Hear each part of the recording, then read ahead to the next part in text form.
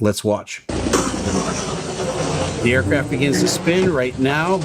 You heard a bang. I'll come back and look at that in a second. And they crash. Oh my God. All right, let's go back to the beginning of this video. I'm going to play it back from the beginning. And we're going to listen to that little bang towards the end, and I'll show you what happened, because actually the transmission falls out of the aircraft. So there he is coming in. Normal approach again.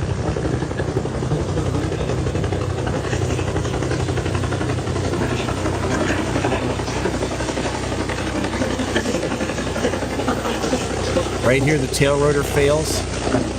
Aircraft starts to spin. Listen to the bang. Bang, right there. Watch it.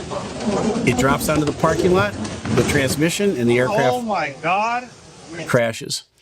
Everybody runs for it. Let me show you a different angle now. This is going to show the same thing, but from a different angle. You can see the transmission fall out of the aircraft as it's rotating into the ground. Here we go. Hear that bang? See that thing that drops down? That's the transmission.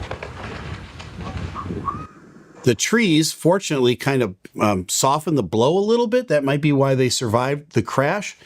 But I think it all comes down to this. And there's a thing called a PCL. It's a pitch control linkage. And that pitch control linkage is just two rods, one for each of the tail rotors. And it just basically rotates the tail rotor enough to grab a bigger or a less amount of air. And if it needs more power coming out of that tail rotor, it'll push it to a bigger bite of air. If it needs less, it'll push it to a less bite of air. And that's controlled by the rudder pedals up in the front that the pilot controls. So just like on my airplane, where I want to maybe move the nose a little bit this way or that way, I'll take that big old rudder like this.